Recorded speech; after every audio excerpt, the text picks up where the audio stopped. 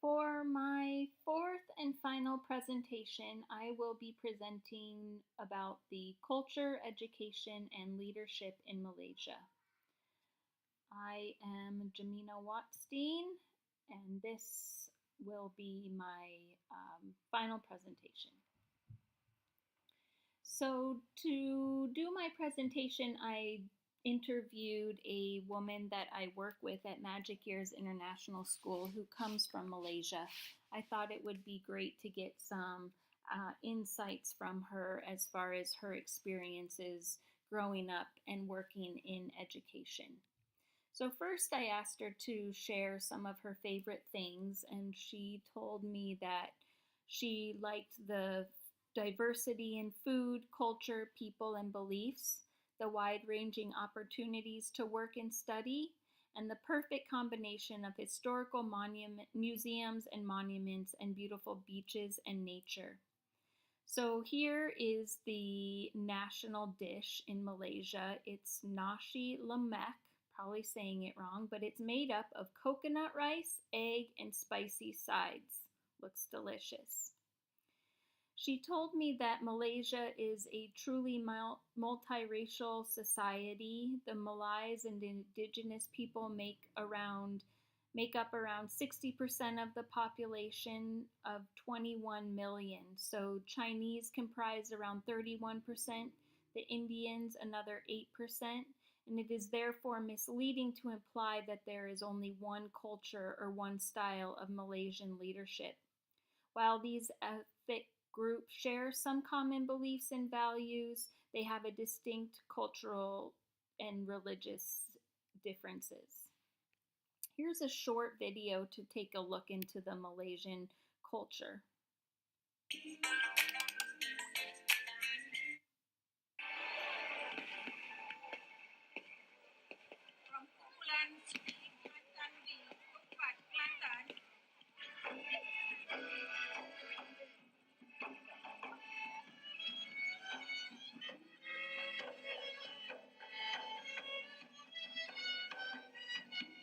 In a country as diverse as Malaysia, it should come as no surprise that its cultural dancing is equally diverse.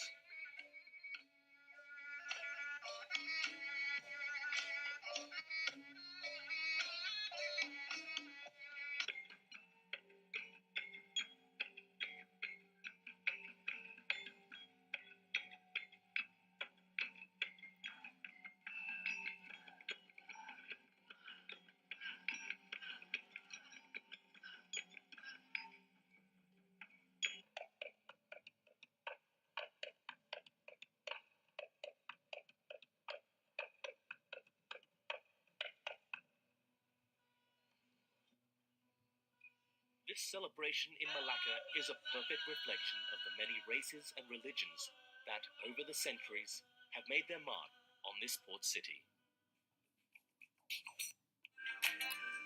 Okay, little look inside to some cultural diversity. Some opportunities that I found for students were the Patronus Education Scholarship Program, AGENE, which we have talked about in class, and also EMGS Education Malaysia Global Services, which is owned by the Ministry of Higher Education. A couple famous monuments, there's the Patronus Twin Towers,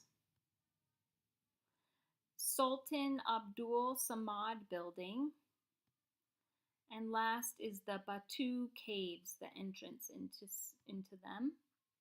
Now looking into the school system, Miss Callie helped me understand that the school system is broken up into four main parts: kindergarten, primary, secondary, and then college or university.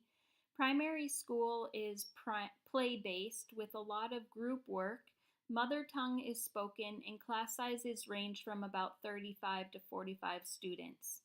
In secondary school, classes are more teacher-led, so lecture-based. Teachers tend to follow the guidelines given in a book, and students took a lot of notes and do independent reading. This is also the time that they transition into speaking English in the classroom. After secondary school, one will advance to college or university. An average day for a high school student is a couple of subjects to start the day, followed by sports or an extracurricular activity, and then a visit to the library for a compulsory reading program. So I asked Miss Callie how students viewed their teachers, and she said that students respect their teachers, but teachers are not considered role models. They're not the number one ambition or dream for students. Occupations like doctors, engineers, pilots, and scientists are viewed to be more superior than teachers. Although I thought it was neat that she commented on how students will tend to greet their teachers outside of school and even send happy teacher day cards or wishes long after they've graduated. Then I asked how students view the principal in Malaysian schools, and she said that going to the principal's office is bad news, and often students will literally find ways to escape from seeing the principal or would have prepared their lines or lies before entering the principal's room. The school's principal is the authoritative figure of the school and has quick access to parents, police officers, and other important people in town and neighborhood. So if you've done a naughty, it's not good to have to see the principal. Next, I asked how teachers view the principals, and she said that it really all depended on the leadership skills of the principals. Principals are very passionate and hardworking in Malaysian schools, and they're often famous and will be the highlight of any education related conversation during an in house or inter-school connection meeting. Commonly, teachers are able to build positive rapport with their respective school principals, and she said that it makes it a lot easier if they believe in the same religion or belief system. I also asked what the main role of principals in a school were, and she told me that they oversee the overall outlook and system of teaching and learning in schools. They are responsible to build connections with other schools in the neighborhood. Most principals are seen as the authoritative leaders, and for some, it could also be a mixture of democratic and authoritative leadership, and decisions are made on the vision and mission of the school with some consideration for parents and teachers. I asked her how leaders deal with conflict, and she said that conflicts between teachers are always addressed in a very formal manner. Most of the time, the school principal or director would call in the school's lawyer to offer some advice on the more crucial matters. And if there is a conflict between the local hire teachers working in public or government schools, they will either be relocated or given a strict warning, and this may cause them to lose their teaching license in Malaysia. And just like in the United States, if the matter is very serious, then a teacher could be imprisoned.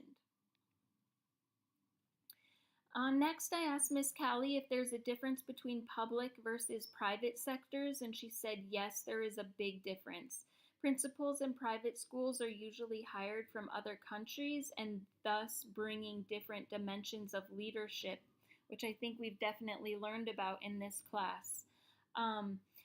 When they go into the private schools, again, they have more flexibility. In the local hired schools, principals are more comfortable with the authoritative and democratic leadership styles.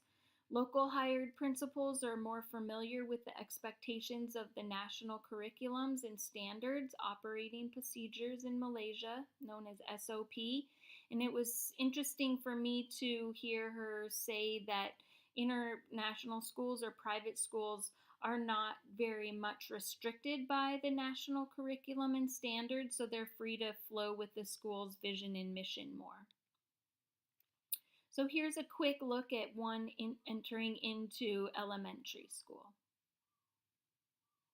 The teachers at the Kedah Tzu Kindergarten in Malaysia think it is important to help their graduating students transition to primary school very smoothly, and thus recently led the students on a visit to a local elementary school. Let's join them there. The teachers at Akita Tsuji Kindergarten have arranged for their graduating students to visit a local elementary school.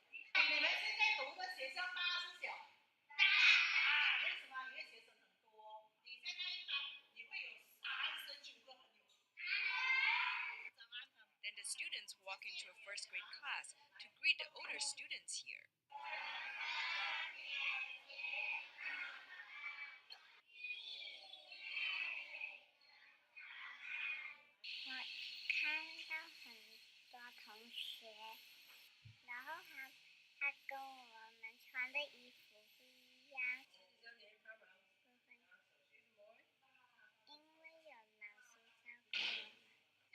Since eating at school is part of school life, the students must learn to face strangers and an unfamiliar environment at the cafeteria. I'm worried that I do not know how to buy food, but I've learned to do it now. After they attend elementary school, they will need to buy food at the cafeteria. They are a bit worried since it is an unfamiliar environment. Therefore, we are preparing them. After the visit today, these children will better understand what a day at an elementary school is like. Getting a glimpse of what the future might hold for them, the graduating students have become better prepared for the next stage of their life. Okay, so the last thing I want to discuss is leadership in Malaysia, definitely authoritarian leadership style. Looking at the globe's leadership visualization, charismatic, team orientation, and participation are the three top characteristics. There's a heavy religious influence, and in the Globe report, it was stated that the Malay is someone who speaks the Malay language, practices Malay customs, and professes Islam. So there is an emphasis on unity, trusteeship, and justice. And although there are strict laws against bribery and corruption, unethical practices are increasing in media reports. There are increasing media reports of unethical practices such as insider trading and kickbacks. Looking at Hofstede's report, cultural comparison, we can see that the Malay are definitely a collectivist state. There's a phrase, gotong royong, which refers to working together in accomplishing a common object. So the Malay tend to be high on collectivism, reflecting on emphasis, in-group comprehensiveness, collective distribution of resources, and collective action. The Malay social code also encourages indirect ways of communicating. Being too direct or forthright, for example, in providing negative feedback to others, may be seen as insensitive and rude.